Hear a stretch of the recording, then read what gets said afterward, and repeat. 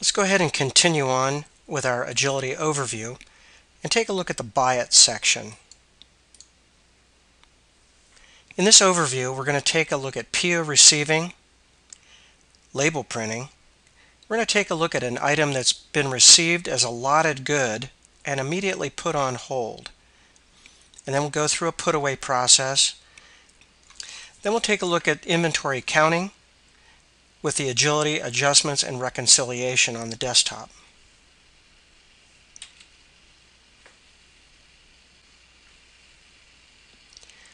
Okay, before we get started, let's take a look at what we're going to be receiving and making. We are going to be making s'mores. This is what we're going to end up with. We're going to use chocolate, graham crackers, and marshmallow.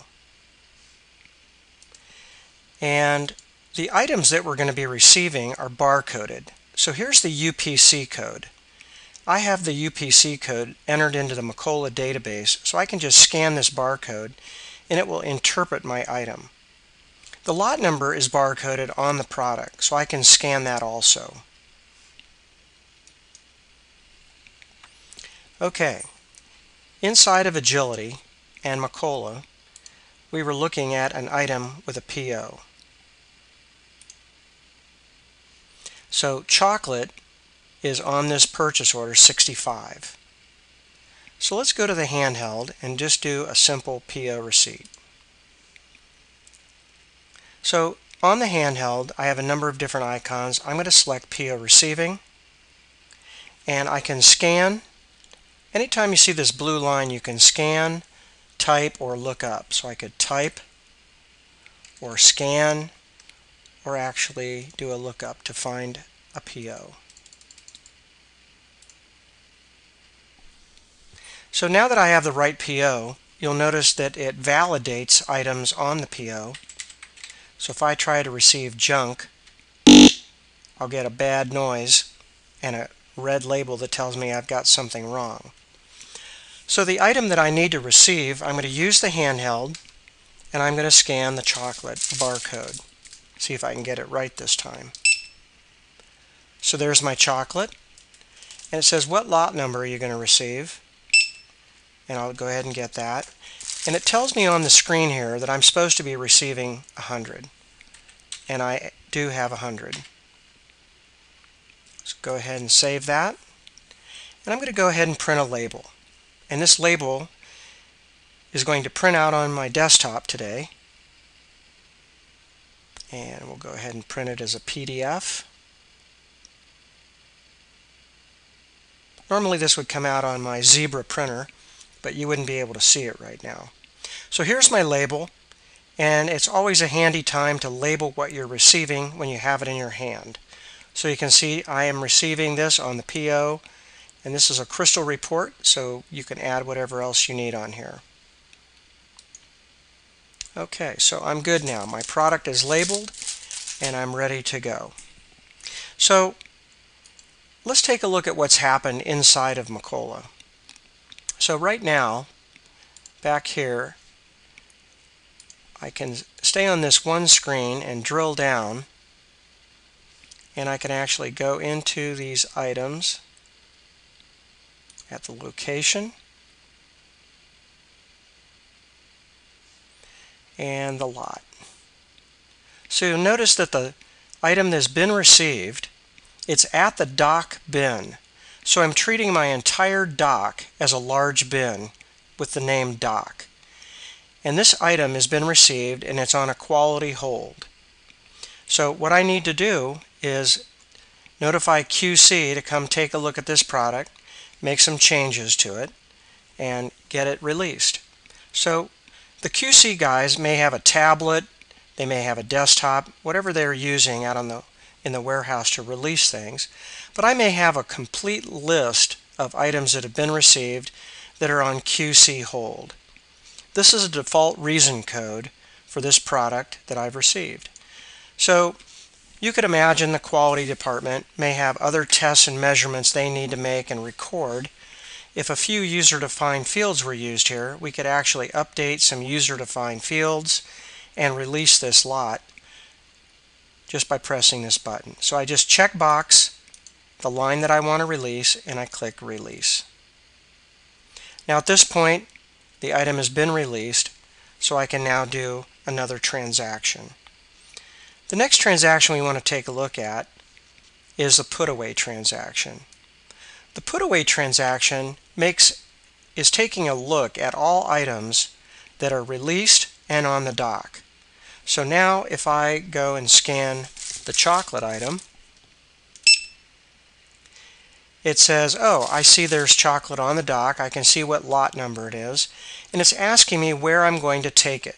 So now I may take my forklift or a box or however I'm going to move a cart and power this material over and do a put away transaction. Now I'm going to go ahead and scan the bin that I'm going to put it in, A100. And I'm going to put the full quantity in that bin. And I'm done. Okay, so now if we look at the chocolate in our real-time system, just drill down, go to the location, and just go to the bins, and you can see that now that entire quantity that was received here, quantity on hand, is now in A100. So it was received at the dock and then moved to A100. And I can even see the lot number here too. Now let's just go to look at Macola at the same time, because this is where you're normally looking at things today.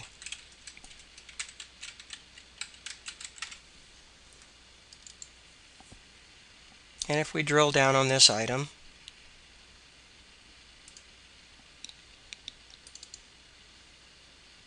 you'll see it's the same information right here. I don't have quite as much information available, but it's still the same information. It's active, status is active, and there's the lot number. So it's real-time connected to Macola. There's no messy updating, uploading a file, or polling something. It's just when I pull the trigger on the gun, it's actually updated in the Macola database.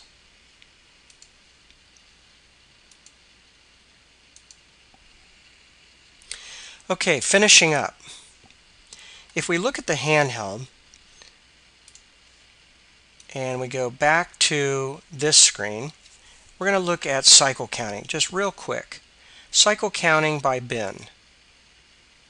So in my system, I've generated a batch. Go ahead and open that up, and I'm going to look at the batch for monthly. And I'll go ahead and look at marshmallows. So here is my tag for marshmallows, and it says that I've got a frozen count of 100, and that would be the adjustment. That'd be what I'm looking at for count and dollars if I made no adjustment.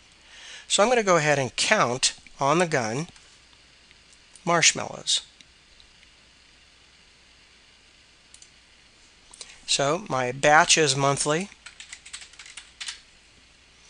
and my bin that I'm going to shoot is A100, and the item that I want to shoot is the marshmallow,